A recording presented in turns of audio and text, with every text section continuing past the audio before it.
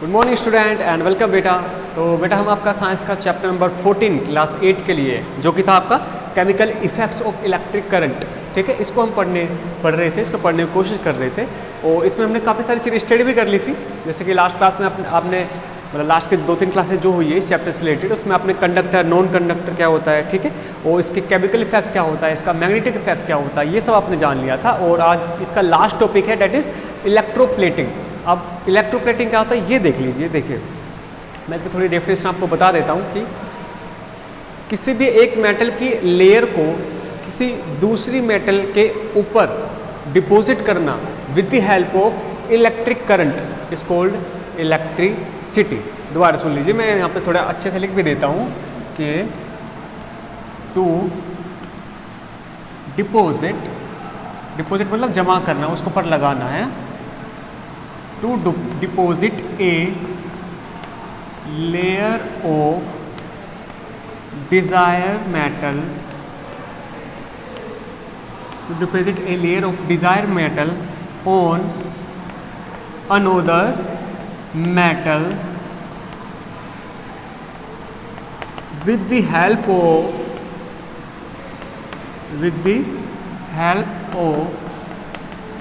electric current. With the help of electric current is called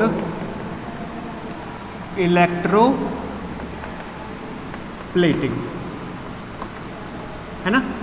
क्या बोल रहा हूं मैं, क्या डेफिनेशन लिखी उसको समझ लीजिए कि टू डिपॉजिट ए लेयर, एक लेयर को डिपॉजिट करना ऑफ डिजायर मेटल। डिजायर मतलब जिस भी लेयर को आपको डिपॉजिट करना है, of desire metal on another metal, किसी दूसरी मेटल के ऊपर एक डिजायर मेटल की लेयर को डिपॉजिट करना with the help of electric current. Electricity के थ्रू अगर आप ऐसा कर रहे हो सो इस प्रोसेस को बोला जाता है इलेक्ट्रोप्लेटिंग, ठीक है। मतलब एक तरह से प्लेटिंग करना, एक कोटिंग करना, ठीक है, किसी ऊपर मान लीजिए आप कलर करते हो ना, कलर करना वो पेंटिंग होता है, ऐसा आप उसको कोटिंग भी बोल सकते हो। तो एक प्लेटिंग करना किसकी हेल्प से, इलेक्ट्रिक करंट की वजह से, that's why it's called electroplating, ठीक है। अच्छा, तो डिजायर मेटल जो है वो कोई भी हो सकता है और दूसरा अनदर मेटल भी कोई हो सकता है। जैसे कि मान लीजिए आप कॉपर जो है, कॉपर के ऊपर जिंक की लेयर चढ़ा सकते हैं, जिंक दोनों एक मेटल होते हैं, ठीक है। और मान लीजिए आपके ऑर्नामेंट्स होते हैं, इससे आपके जो ज्वेलरी वगैरह होती है ना, फीमेल वगैरह जो पहनते हैं ज्वेलरी, उन ज्वेलरीज को ऑर्नामेंट्स बोलते हैं। ऑर्नामेंट जो होते हैं उनके ऊपर भी कई बार कुछ दूसरे अदर जो मेटल है उनकी लेयर चढ़ाई जाती है। जैसे कि आपका क्रोमियम की लेयर लगा दी किसी के ऊपर। अब क्रोमियम अगर पूरे जो आपकी ज्वेलरी है उसको क्रोमियम से बना देंगे, वो काफ़ी ज़्यादा कॉस्टली हो जाएगा, ठीक है, इतना कॉस्ट नॉर्मल बंदा पे नहीं कर पाएगा। तो क्या करते हैं, आप एक नॉर्मल मेटल ले लेते हो, कोई भी कॉपर या फिर जो भी सस्ता आपको पड़े, उसके ऊपर एक डिजायर मेटल यानी कि क्रोमियम या फिर जो भी मेटल है जिसकी भी लेयर को आपको प्लेटिंग करनी है, उसके ऊपर उसकी लेयर को डिपॉजिट करा देते हैं, ठीक है। इस तरह बाहर से देखने से लगेगा भाई चमक रहा है, बिल्कुल शाइनिंग है, और अंदर से वो कोई दूसरा मेटल रहेगा, ठीक है। आप बोलते हो ना कि ये जो ज्वेलरी वगैरह है इसके ऊपर ना सोने का पानी चढ़ाया हुआ है या फिर इसके ऊपर चांदी का पानी चढ़ाया हुआ है। वो पानी चढ़ाना है वो क्या है असल में, वो यही तो है, इसी के थ्रू तो चढ़ाते हैं वो पानी वगैरह जो भी आप बोलते हो, ठीक है। आपने देखा बाहर जो है वो ज्वेलरी आपकी बाहर से उसकी लग रही है गोल्ड की, थोड़ा सा आपने स्क्रैच करके देखा अंदर भाई साहब कुछ अलग ही चीज़ निकल रही है। ऐसे आप उसको ले लीजिए, आपके जो चांदी होती है, सिल्वर जिसको आप बोलते हो, उसमें क्या होता है, ये तो होता है कई बार अंदर कुछ अलग मेटल होता है, उसको थोड़ा स्क्रैच करके देखोगे ना तो फिर वो दिखने लग जाएगा। ऊपर उसके ऊपर एक इसकी जो सिल्वर होता है उसके लिए डिपॉजिट कर देते हैं, ठीक है। तो वो ये कुछ प्रोसेस है जिनके थ्रू आप इलेक्ट्रोप्लेटिंग कर सकते हो। और इसका अगर और एग्जांपल लूँ, जैसे कि आप कोई भी ना नई साइकिल वगैरह लेते हो, बाइसिकल वगैरह आते हैं, आपके बर्तन वगैरह जो आते हैं घरों में, ठीक है, कोई नया इंस्ट्रूमेंट आपने लिया है, कोई मशीन आपने ली है, वो स्टार्टिंग में बहुत शाइनिंग होती है, काफ़ी चमकती रहती है, शाइनिंग, ठीक है। वो जो शाइनिंग उसके ऊपर आती रहती है एक न्यू मेटल के ऊपर, वो असल में इलेक्ट्रोप्लेटिंग की वजह से ही आ पाती है, जो कि एक प्रोसेस के थ्रू प्लेट किया जाता है। वो ये प्रोसेस मैं समझाऊंगा आगे, पहले मैं बस उसके एग्जांपल्स बता रहा हूँ, ठीक है। आपके जैसे न्यू बर्तन वगैरह जो होते हैं आपके, उनमें के ऊपर भी ये प्लेटिंग की जाती है। जैसे कि आपके आयरन जो होता है, आयरन के ऊपर अगर आप जिंक की कोटिंग कर दे तो वो काफ़ी ज़्यादा प्रोटेक्टिव हो जाता है, उसमें जंग नहीं लगता है फिर, ठीक है।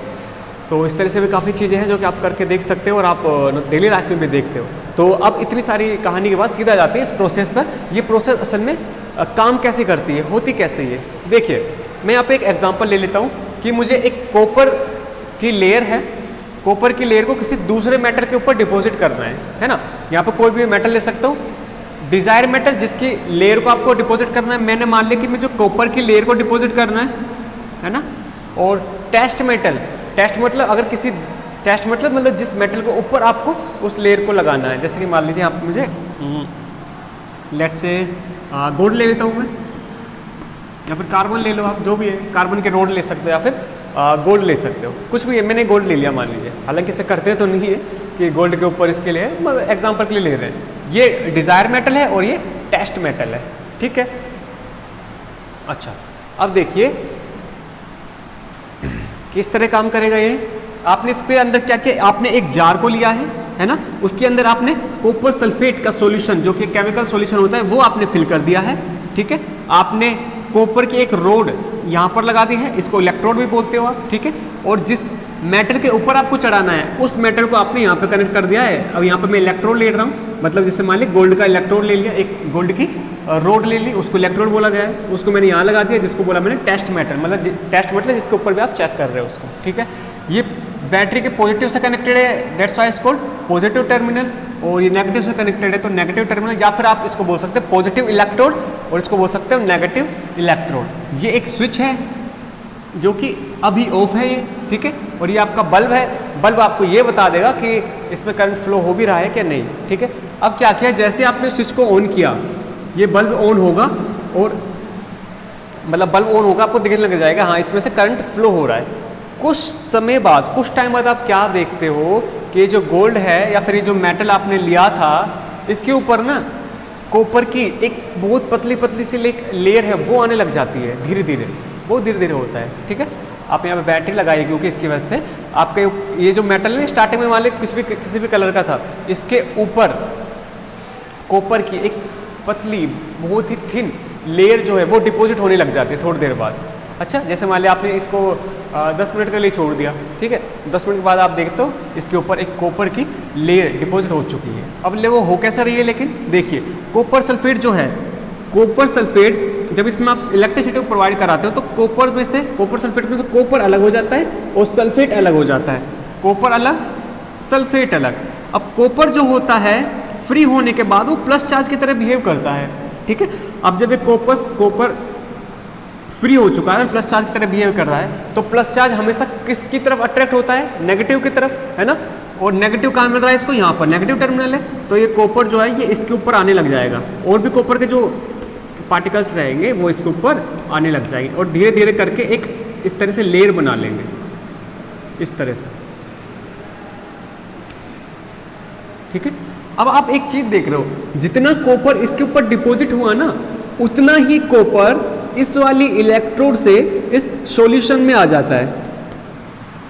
आई रिपीट, आप एक चीज नोटिस करते हो कि जितना कॉपर इस प्लेट के ऊपर डिपॉजिट हो चुका है सेम अमाउंट में उतना ही कॉपर इस प्लेट से निकलकर इस सॉल्यूशन में आ चुका है। तो मतलब जितना कॉपर इस सॉल्यूशन से इस पे गया उतना ही कॉपर इस सॉल्यूशन से इसमें आ गया, ठीक है। तो कोई ज़्यादा कुछ नुकसान हुआ नहीं, ठीक है। तो ये प्रोसेस था जिसकी वजह से कॉपर इसके ऊपर धीरे धीरे डिपॉजिट होते जाएगा, क्योंकि पॉजिटिव और नेगेटिव की तरफ अट्रैक्ट हो रहा है, अट्रैक्ट हो जाएगा तो एक साथ ये जुड़ जाएंगे, धीरे धीरे इसके ऊपर एक कोटिंग आ जाएगी कॉपर की, फिर उसके बाद आप उसको निकाल सकते हो, ठीक है। तो ये मेथड रहता है नॉर्मली जिसके थ्रू आप प्लेटिंग, इलेक्ट्रोप्लेटिंग कराते हो, ठीक है। अब आप कोई भी मेटल ले सकते हो, फॉर एग्जांपल आप जिंक ले सकते हो, क्रोमियम ले सकते हो, गोल्ड ले सकते हो, या फिर सिल्वर ले सकते हो, जो भी एलिमेंट है जिसकी भी लेयर आपको लगानी है उसको यहाँ पर रख दीजिए, पॉजिटिव के साथ कनेक्ट कर दीजिए, और जिस भी मेटल के ऊपर लगानी है उस मेटल को आप यहाँ पर कनेक्ट कर दीजिए, ठीक है। आपके लेयर आराम से डिपॉजिट हो जाएगी, ठीक है। तो ये था बेटा आपका इलेक्ट्रोप्लेटिंग, या इस चैप्टर का लास्ट टॉपिक है। अगर यहाँ तक किसी को दिक्कत है वो बता सकता है, आज आपको इसके नोट्स और क्वेश्चन आंसर मिल जाएंगे, ठीक है। फिर उसको आप आराम से नोट डाउन कर लेना नोट में, ठीक है। तो ठीक है स्टूडेंट, थैंक यू।